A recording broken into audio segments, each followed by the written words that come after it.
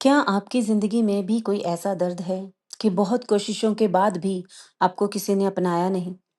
क्या कभी ऐसा लगा कि दुनिया ने आपको ठुकरा दिया, फिर भी आप उम्मीद लगाए बैठे हैं? तो आज की यह कहानी आपके दिल को छू जाने वाली है। जाड़े के दिनों की एक शाम थी। आसमान में काले बादल छाए हुए थे। ऐसा लग रहा था कि जल्दी ही आंधी या वर्षा आने वाली है। एक नीम के पेड़ पर बहुत से कौवे बैठे थे। वे लगातार कांव कांव कर रहे थे और आपस में झगड़ भी रहे थे। इसी बीच एक छोटी सी मैना उड़ती हुई वहां पहुंची और नीम के पेड़ की एक डाल पर बैठ गई। कौओं ने उसे देखते ही शोर मचाना शुरू कर दिया और वहां से भगाने लगे। मैना बहुत डर गई। उसने विनम्रता से कौओं से कहा कि आज बादलों के कारण जल्दी अंधेरा हो गया है, वह अपना घोंसला भूल गई है। उसने उनसे प्रार्थना की कि केवल एक रात वह उसे वहां पर रहने दें। परंतु कोए बहुत कठोर थे।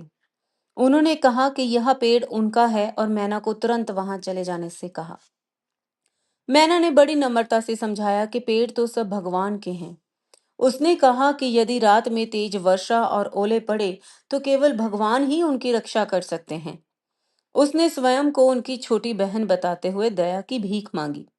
लेकिन कौओं का हृदय नहीं पसीजा। वे बोले कि उन्हें ऐसी बहन नहीं चाहिए, और यदि वह भगवान का इतना भरोसा करती है तो भगवान ही उनकी रक्षा करेंगे। कोई स्वभाव से झगड़ालू थे। वे आपस में भी लड़ते झगड़ते रहते थे और दूसरी चिड़ियों को अपने पेड़ पर बैठने भी नहीं देते थे। वे मैना को मारने के लिए उसकी ओर झपटने लगे। डरकर मैना वहां से उड़ गई और थोड़ी दूर एक आम के पेड़ पर जाकर बैठ गई।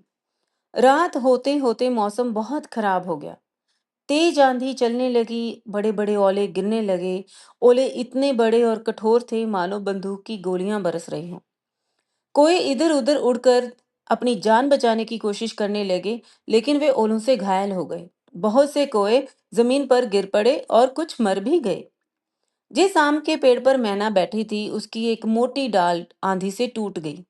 उसके टूटने से पेड़ में एक खोखल बन गया। मैना उस खोखल में छिप गई। इस कारण उसे एक भी ओला नहीं लगा, वह सुरक्षित बच गई। पूरी रात वह भगवान से प्रार्थना करती रही। अगली सुबह मौसम साफ हो गया, तेज धूप निकल आई।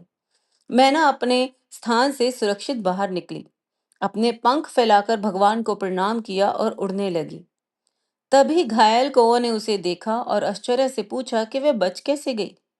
मैना ने शांत स्वर में उत्तर दिया कि वह अकेली बैठकर भगवान की प्रार्थना कर रही थी और भगवान ने ही उनकी रक्षा की। कहानी में अंत में हम समझ सकते हैं कि भगवान केवल ओलों से नहीं बचाते, बल्कि जो व्यक्ति सच्चे मन से उन पर विश्वास करते हैं, उन्हें याद करते हैं, वह उन्हें हर कठिनाई, हर संकट में उनकी सहायता करते हैं, उनकी रक्षा भी करते हैं।